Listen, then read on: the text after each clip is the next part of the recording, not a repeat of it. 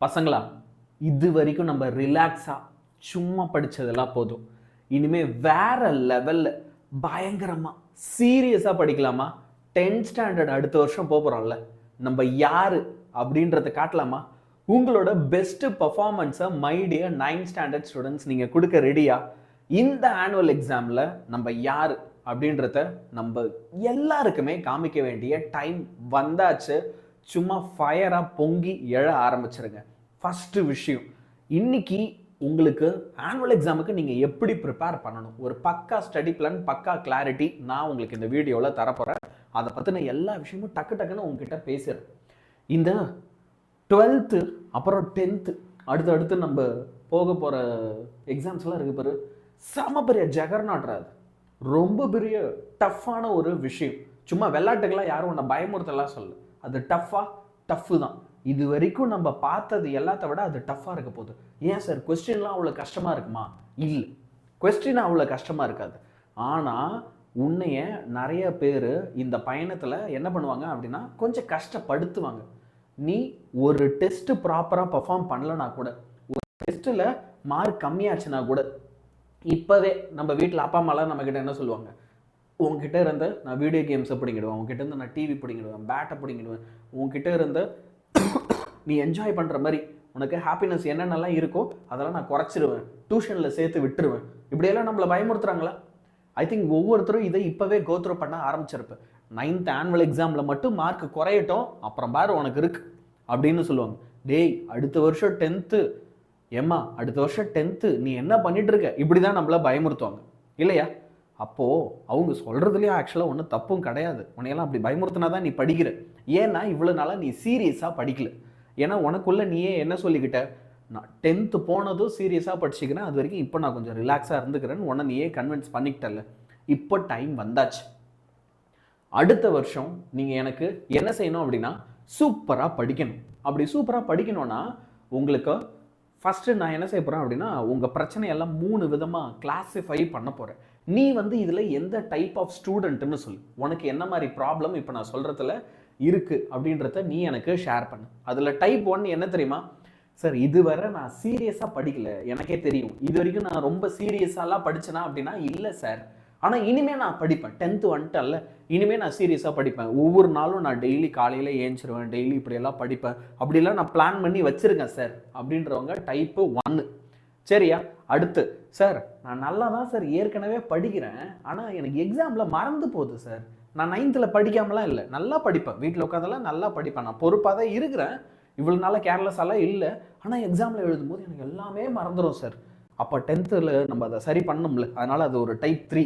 இப்போது டைப் 3க்கு வரும். சார் நான் நல்லா தான் படிக்கிறேன், எக்ஸாம்லேயும் நல்லா தான் எழுதுகிறேன், எனக்கு எப்படி தானே ஒரு மிஸ்டேக் பண்ணுறேன், எங்கே தான் எனக்கு மார்க் போதுன்னே தெரியல சார், நான் பேப்பர் வந்த அப்புறம் தான் ஐயோ இது நமக்கு நல்லா தெரியுமே, இதை போய் மிஸ்டேக் பண்ணிட்டோமே அப்படின்னு நான் ரியலைஸே பண்ணுவேன், இதை போய் தப்பாக எழுதிட்டோம் அப்படின்ற மாதிரி எனக்கு இருக்கும்.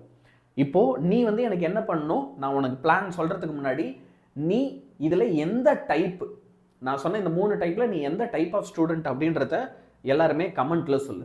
இப்போ இதில் நான் டைப் 1 ஸ்டூடெண்ட்ஸ் என்ன செய்யணும் அப்படின்னு சொல்கிறேன். இப்போது இந்த டைப் 1 ஸ்டூடெண்ட்ஸ் இருக்குல்ல, சார் நான் இதுவரை சீரியஸாக படிக்கல, ஆனால் இனிமேல் படிக்கலான்னு இருக்கேன். நீ ஃபஸ்ட்டு விஷயம் எனக்கு முதல்ல என்ன தெரியுமா செய்யணும், நான் உனக்கு ஆனுவல் எக்ஸாம் நமக்கு 9th வரப்போதில்லை, அதோட ப்ரீவியஸ் இயர் கொஸ்டின் பேப்பர்லாம் நான் உனக்கு தரேன். சரியா? ப்ரீவியஸ் இயர் கொஸ்டின் பேப்பர்லாம் தரேன். இந்த ஆனுவல் எக்ஸாமுக்கு நீ ஃபஸ்ட்டு விஷயம் அந்த ப்ரீவியஸ் இயர் கொஸ்டின் பேப்பர் எல்லாத்துலேயும் படிச்சிடணும், அதில் இருக்கிற எல்லா கொஸ்டினும் படிச்சிடணும். அடுத்து நான் உனக்கு ஒரு சில இம்பார்ட்டன்ட் கொஸ்டின்ஸ் தரேன், அந்த இம்பார்ட்டன்ட் கொஸ்டின்ஸ் எல்லாத்தையுமே படிச்சிடணும். இது ரெண்டுத்தையும் எல்லாம் கண்டிப்பாக செய்யணும். ஒரு நாளைக்கு நீங்கள் என்ன செய்யணும் அப்படின்னா 3 hours படிக்கணும் கண்டிப்பாக. டெய்லி ஒரு நாளைக்கு 3 hours இனிமேல் படிக்க ஆரம்பிச்சிடணும். இப்போவும் சரி, நம்ம 10th போனதுக்கப்புறமும் சரி, இதை ப்ராமிஸாக ஃபாலோ பண்ணோம் எல்லாம். ஓகேவா? அடுத்து டைப் 2 ஸ்டூடெண்ட்ஸுக்கு வருவோம். இப்போ இந்த டைப் 2 ஸ்டூடெண்ட்ஸோட பிரச்சனை என்னென்னா அவங்க படிக்கிறாங்க ஆனால் மறந்து போகுது.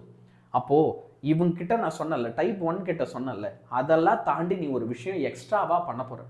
அது என்னென்னா ரிவிஷன். சார் நான் டெய்லி ரிவிஷன் பண்ணுறேனே, இப்போ 3 மணி நேரம் நான் படிக்கிறேன்ல, அது ரிவிஷன் இல்லையா அப்படின்னா இல்லை, அதெல்லாம் ரிவிஷன் கிடையாது. உங்களுக்கு தெரியுமான்னு தெரியல, ரிவிஷன்றது அது கிடையாது. படிக்கிறது பேர் ரிவிஷன் இல்லை. நிறைய பேர் என்ன நினச்சிட்டு இருக்க, புக் எடுத்து படிக்கிறதோ எழுதி பார்க்குறதோ ரிவிஷன் நினச்சிட்டு இருக்க, கிடையாது. நீ என்ன தெரியுமா செய்யணும், வேற ஏதோ ஒரு விஷயம் செஞ்சுட்டு இருக்கு பார்த்து சாப்பிட்டுட்டு இருக்கேன்னு வச்சுக்கோ. அப்போ யோசிக்கணும், ஓகே நம்ம வந்து இப்போது ஃபிசிக்ஸில் வந்து லாஸ் ஆஃப் மோஷன் சாப்டர் இருக்குது, இனர்ஷியானா என்னது அப்படின்னு யோசிச்சு பார்க்கணும். 2 மார்க் கொஸ்டினோட ஆன்சர் பிரெயினுக்கு ஞாபகம் வரணும். வருதா, வரல, அப்படி யோசிச்சு பார்க்கணும். சரியா? அது எப்படி செய்யலாம்? உனக்கு ஏன் எக்ஸாமில் ஒரு விஷயம் அடிக்கடி மறந்து போகுது? ஏன்னா திரும்ப ஒரு வாட்டி நீ அதை ஞாபகப்படுத்தி பார்க்கல. அப்போது உனக்கு ஒரு ட்ரிக்கு சொல்கிறேன். இனிமேல் நீ என்ன கொஸ்டின் படித்தாலும் உடனே நிறைய பேர் அதை எழுதி பார்க்குற, ஒரு சில பேர் எழுதி பார்க்குறதே கிடையாது. சரியா? இப்போது அந்த எழுதி பார்க்குறத ஒரு 20 மினிட்ஸ் கேப் விட்டு எழுதி பார்க்கணும். நீ என்னென்ன படிக்கணுமோ எல்லாத்தையும் படித்து முடிச்சுட்டு எழுதி பார்க்க வேண்டியதை என்ன செய்ய போகிற, உடனே இல்லை, ஒரு 20 மினிட்ஸ் கேப் விட்டு நீ என்ன செய்ய போகிற அப்படின்னா இதை எழுதி பார்க்க போகிற. சரியா? கிட்டத்தட்ட ஒரு எக்ஸாமுக்கு ப்ராக்டிஸ் பண்ண போகிற. இப்போ நீ என்ன செய்கிற, எக்ஸாமுக்கு முன்னாடி ஒரு கொஸ்டின் படிச்சுட்டு போய் எக்ஸாமில் எழுதும்போது ஞாபகம் வராது. ஏன்னா படித்த கொஸ்டினே நம்ம என்ன செய்யணும், ஒரு 20 மினிட்ஸ் கேப் விட்டு எழுதும்போது நம்ம அதில் ஒரு சிலதெல்லாம் மறந்து போயிடும். அப்போ நீ எழுதும்போது கரெக்டாக எக்ஸாமில் நீ எதை மறந்துடுவியோ அது முன்னாடியே உனக்கு இங்கேயே வந்து கவனிச்சிருவோம். ஓ இதுதான் நமக்கு மறக்குதா, அப்போ இதை இன்னொரு வாட்டி படிச்சிருவோம் அப்படின்னு படிச்சுட்டு போயிடலாம். ரொம்ப சிம்பிள் இது. இதை வந்து நீங்கள் எல்லாருமே செய்யணும். இப்போ டைப் 3 ஸ்டூடெண்ட்ஸுக்கு வரும். டைப் 3 ஸ்டூடெண்ட்ஸை நீ ஜஸ்ட் மிஸ்ஸில் தானே மிஸ் பண்ணிட்டு இருக்க, நல்லா படிக்கிற, எங்கே தப்பு நடக்குதுன்னே தெரியல. அப்போ நீ என்ன தெரியுமா செய்யணும், முதல்ல நீ இப்போ எழுதி பார்க்க சொன்னல, அது வந்து ஓன் பேப்பரை நீயே கரெக்ஷன் பண்ணணும். You have to correct your own papers. சரியா? நீயே கரெக்ஷன் பண்ணும்போது இங்கே தான் தப்பு பண்ணுறேனா, ஓகே அந்த ஞாபகம் வரும். அப்புறம் அது எக்ஸாம்பிள் ரீகால் ஆகும், டே இந்த இடத்துல நீ தப்பு பண்ணுவ, ஜாக்கிரதையாக இரு அப்படின்னு நம்ம பிரெயினே நமக்கு சொல்லிடும். ஸோ நீயும் ப்ரீவியஸ் இயர் கொஸ்டின் பேப்பர்ஸை படி, இம்பார்ட்டன்ட் கொஸ்டின்ஸ் எல்லாமே நான் பிடிஎஃப் தரேன், அது எல்லாத்தையுமே படி. சரியா? இப்போது நான் உனக்கு ஒரு விஷயம் சொல்கிறேன், நீ previous year question paper PDF இப்போ நான் கொடுக்குறேன்ல, இதை படிச்சுட்டு போனாலே எல்லா சப்ஜெக்ட்லேயும் உன்னால் 90+ கேரண்டியாக எடுக்க முடியும். அதில் என்னைய நம்பு. நான் கொடுக்குற ப்ரீவியஸ் இயர் கொஸ்டின் பிடிஎஃப் இந்த வீடியோவில் ஒரு சில பிடிஎஃப் நான் கொடுத்துருக்கேன், வேணா அதை டவுன்லோட் பண்ணிக்க, டிஸ்கிரிப்ஷனில் இருக்குது.